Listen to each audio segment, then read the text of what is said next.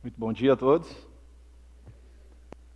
Nenhum cenário seria melhor para um professor de matemática do que estar diante do X gigantesco. Eu completei 38 anos na semana passada. E à medida em que eu vou chegando mais perto dos 40, eu vou me dando conta de que eu já sou um sujeito nostálgico. E eu sinto uma nostalgia toda especial em relação a certos objetos de que eu jamais imaginei que eu fosse sentir falta. Até porque eles têm substituto aprimorado tecnologicamente hoje em dia. Por exemplo, telefone de discar. Eu jamais imaginei que eu fosse sentir saudade, não só do design, que eu acho mais bonito, mais charmoso do que os telefones de hoje em dia, mas também de uma expectativa que a gente criava toda vez que a gente estava prestes a anotar um telefone novo. E quem é meu contemporâneo aqui certamente vai entender. A gente comemorava quando o número de telefone exibia várias vezes os dígitos 1, 2 e 3. Esses eram os bons. A gente discava rápido, né? Agora, quando era 4, 5, 6 e 7, a gente já ficava um pouco mais neutro, né? E era uma desgraça quando o número era composto pelos dígitos 8, 9 e 0, porque a gente conseguia acelerar a ida do disco, mas a volta tinha resistência. E a gente não conseguia fazer com que o disco voltasse tão rápido quanto ele ia. Nós sempre fomos pessoas ansiosas, sempre. Desde que a gente discava números no famoso telefone de discar. Eu vou dar mais um exemplo. Em 1982, quando a gente telefonava para alguém, e esse alguém não atendia, só havia telefone fixo, não havia identificador de chamada. A nossa opção era ligar de novo, esperar e ligar mais tarde. De lá para cá, muita coisa mudou, a começar pela proliferação, dominação mundial dos telefones celulares. Alguns de vocês devem ter tido um desses, né? Faz tempo. E mais tarde, os sistemas de mensagens instantâneas, começando pelo ICQ, e que mais tarde foi substituído pelo MSN, e que mais recentemente foi engolido pelo bate-papo do Facebook. Nós continuamos telefonando uns para os outros em 2012. A diferença é como a gente reage quando esse alguém não nos atende. O nosso primeiro impulso é ligar de novo, para dar mais uma chance para aquela pessoa ter a oportunidade, o privilégio imediato de nos atender. E quando a pessoa não nos atende novamente, não passa pela nossa cabeça que ela possa estar impossibilitada de atender. A gente manda uma mensagem dizendo, te liguei. Como se não fosse suficiente 2 registros de chamada do teu número com nome e telefone. Tu manda uma mensagem dizendo, te liguei, quero falar contigo. Em 1977, um sujeito chamado Mills realizou um estudo muito bacana, estabelecendo um vínculo entre o tempo de duração de uma sala de aula, de uma aula, melhor dizendo, e o percentual de alunos que estão prestando atenção nela. Vocês vão se chocar. Ao longo dos primeiros 5 minutos, as pessoas estão agregando a sua atenção. Ainda tem uma conversinha lateral, ainda tem uma anotação que a gente está terminando e tudo mais. Aí vocês vão pensar, bom, esse nível de atenção se mantém, pelo contrário. É dramático, é assustador. Metade da aula transcorrida, apenas 1 em cada 4 alunos está prestando atenção. Até que chega aquele momento mágico em que o professor diz, finalmente. E nesse momento ele consegue resgatar algumas das ovelhas desgarradas. Por 2 motivos. Primeiro, porque as pessoas sabem que normalmente, o professor deixa o melhor para o final. Em segundo lugar, se esse professor não tiver deixado o melhor para o final, pelo menos é o final.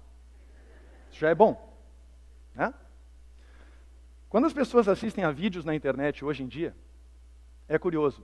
Transcorridos 10 segundos de qualquer vídeo, 89% das pessoas que começaram a assistir a esse vídeo ainda estão assistindo. 11% já foram embora, em 10 segundos. Transcorridos 30 segundos de um vídeo, 30 segundos. 2/3 das pessoas ainda estão assistindo, 1/3 já foi embora, já abandonou. Se a gente chegar a 1 minuto de reprodução de qualquer vídeo, nota bem, independente da exibição, independente da duração, mais da metade das pessoas já o terão abandonado. E se um professor se presta a preparar um vídeo de 5 minutos ou mais, com todo o amor, com todo o carinho, todo o cuidado de produção, é bom que ele saiba que apenas 9% das pessoas vão assistir até o 5º minuto. 9 entre 10 terão abandonado esse vídeo. Toda vez que eu entro em sala de aula numa turma nova, eu me pergunto quanto tempo eu vou ter para encantar esses alunos? Quanto tempo eu vou ter para entusiasmar eles? Para fazer com que eles acreditem que aquilo que eu tenho a dizer pode vir a ser interessante. Matemática, a gente estuda com muita frequência o conceito do zero em oposição ao conceito do infinito, e a maioria das pessoas acha que o zero e o infinito, por representarem quantidades tão diferentes, o nada e o tudo, por assim dizer, eles são conceitos antagônicos, mas não, é curioso. Normalmente, quando a gente esbarra no zero, se a gente investigar, a gente vai ver que o infinito está bem próximo. Um exemplo clássico da física, a velocidade, por exemplo. A gente aumenta a velocidade do nosso automóvel porque a gente quer reduzir o tempo para chegar no destino. E a gente pode imaginar, em matemática, se a gente imprimir uma velocidade virtualmente infinita, o tempo para chegar no destino vai se aproximar cada vez mais de zero. E, consequentemente, as duas faces da mesma moeda ficam assim reveladas. Na Idade Média, na Baixa Idade Média, século XII e XIII, surgiram as chamadas corporações de ofício. Eram corporações em que mestres ensinavam aos aprendizes ofícios como carpintaria, marcenaria e por aí vai. Nessas corporações havia obrigações recíprocas. O mestre tinha a obrigação de ensinar o aprendiz o ofício e de proteger e amparar o aprendiz. O aprendiz, por sua vez, devia obediência e disciplina, dedicação ao seu mestre. E durante muitos anos, séculos, os ofícios foram transmitidos assim, de mestre para aprendiz. Não havia escolas, as bibliotecas eram restritas aos monastérios, né? Não havia gráfica, Gutenberg não tinha nascido ainda. Alguém aqui já passou por essa situação? Esse jovem tem 3 trabalhos para entregar amanhã. O primeiro trabalho é sobre trigonometria. Ele consulta trigonometria e encontra 2.750.000 resultados. O segundo trabalho que ele tem para fazer, é claro, ele vai imediatamente para o segundo trabalho, é sobre citologia. Melhorou, menos de 2 milhões. O terceiro trabalho que ele tem para fazer é sobre cinemática. Melhorou bastante, 1.630.000 resultados. Todo mundo aqui já passou por isso. Nesse momento, a gente desiste. A gente tem coisa melhor para fazer. Porque a gente se dá conta, gente, de um lance muito importante. A informação infinita que é nos oferecida hoje pelos mecanismos de busca, ela se traduz na prática em conhecimento zero. Se não houver uma seleção de informação relevante e o estabelecimento de vínculos entre as informações relevantes, a informação infinita tende a zero na leitura do conhecimento. E é nesse momento que normalmente as pessoas pensam, seria ótimo se eu tivesse um mestre. Eu quero aprender o ofício da trigonometria, eu quero aprender o ofício da citologia, da cinemática. Eu devia ter um mestre para me ajudar, para me dizer o que é relevante e o que não é, e para mais tarde, eventualmente, me dizer também o que é importante em termos de como as peças relevantes de informação se relacionam. Eu nunca pensei seriamente em ser professor. Enquanto eu estudava para o vestibular, eu queria ser cientista da computação. Eu fui bem no vestibular e esbarrei numa oportunidade de começar a dar aula quando eu tinha virtualmente a mesma idade dos meus alunos, até um pouco menos. Foi também nessa época que eu transformei a dependência de empregada da casa dos meus pais em uma sala de aula. E comecei a reunir os meus aprendizes, tentando sempre mostrar para eles que matemática com esforço, com dedicação, pode ser uma barbada. É só a gente querer. Mesmo assim, eu continuei estudando, me formei em computação e concluí que havia chegado a hora de descobrir o que eu era, se eu era um professor ou se eu era um cientista. Foi aí que eu me mandei para os Estados Unidos, numa época em que a minha vida cabia em 2 malas e 4 caixas de papelão. E se eu puder resumir em uma única imagem a minha temporada americana de 5 anos, eu vou escolher um dia de sol em São Francisco. Foi lindo. Foi ótimo. Fazia 3 anos que eu estava lá, quando os meus colegas de trabalho resolveram me premiar. Sinto muito orgulho desse prêmio até hoje. Eles me escolheram como analista do ano, em 99, isso, para trabalho em equipe. E mal sabiam eles que estavam nesse dia me ajudando a decidir. Porque eles incluíram textualmente no prêmio que eu estava sempre disponível para os colegas como um professor. Fazia 3 anos que eu trabalhava no mercado corporativo americano e nesse dia eu descobri que eu jamais conseguiria deixar de ser um professor.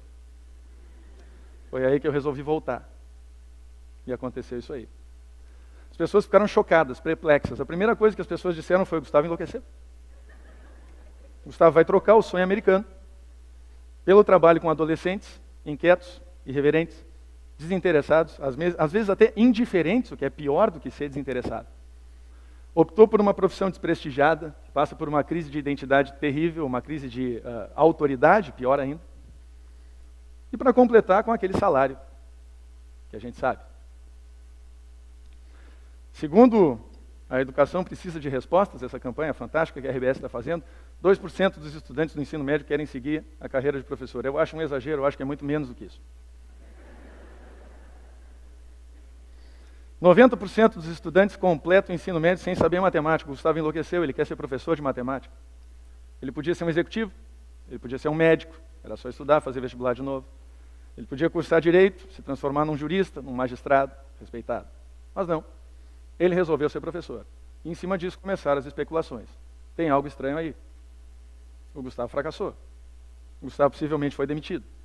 E está voltando com uma mão na frente e outra atrás. O Gustavo foi deportado. Fantástico. No Brasil, a gente tem que ser socialmente resistente se a gente quer ser professor. A gente é alvo de piada toda hora. Mas quando a gente decide uma coisa, a gente quer mostrar para as pessoas que a gente tomou a decisão certa. E foi isso que eu tentei fazer. Comprei classes, cadeiras, quadro, e disse, vou montar meu cursinho. E resolvi começar a trabalhar. E dei muita aula, sábado, domingo, feriado, meio-dia, manhã, tarde, noite. Dar aula cansa, viu? Dar aula cansa bastante. As pessoas acham que nem trabalho é. Foi aí que a gente percebeu que tinha criado um lugar em que as pessoas se sentiam bem e obtinham resultado. Foi aí que eu chamei meu marceneiro e disse, vamos pintar uma madeira aí de verde, vou jogar uma luz em cima dela, vou comprar um quadrinho, pendurar do lado dessa madeira, e vou começar a jogar as aulas na internet só para ver no que dá. E assim foi. De lá para cá, a gente tem se focado em aulas ao vivo via internet. Por exemplo, no Enem 2012, nós reunimos mais de 5 mil alunos de 25 estados, mais o Distrito Federal. Só faltou o Acre. Mas dizem que o Acre não existe.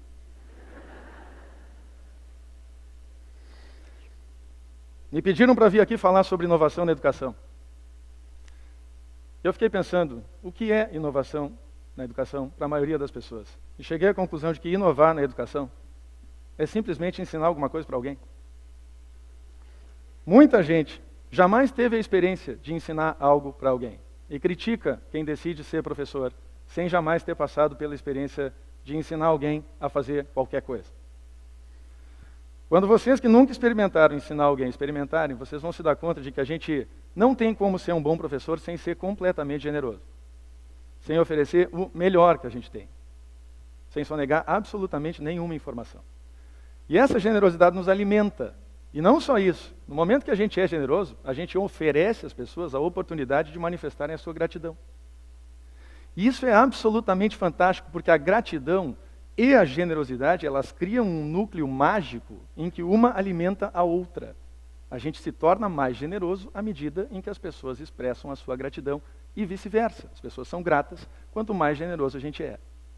Como se não bastasse, as pessoas testemunham isso acontecendo e resolvem se inspirar e serem também generosas. E na medida em que surgem mais pessoas generosas, surgem mais pessoas gratas, mais pessoas se inspiram e tudo melhora. Então inovar na educação não é tão difícil assim.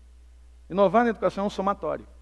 É o somatório da generosidade, da gratidão e da inspiração. Experimentem, vocês que nunca deram aula, experimentem ensinar alguma coisa para alguém. Muita gente me pergunta, Gustavo, não te arrepende de ter voltado? Eu já ouvi isso 1 milhão de vezes.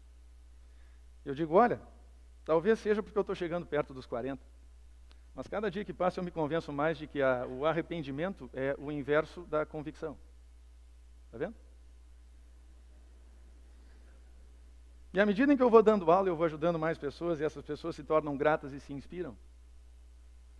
Eu percebo que a minha convicção vai aumentando. E a impressão que eu tenho é de que quando eu chegar no final da minha carreira, a minha convicção terá tendido a infinito. E aí você já sabe. Quando a convicção tender a infinito, meu arrependimento muito provavelmente vai tender a zero. Porque o zero e o infinito são, na verdade, as duas faces da mesma moeda. Foi uma honra. Obrigado.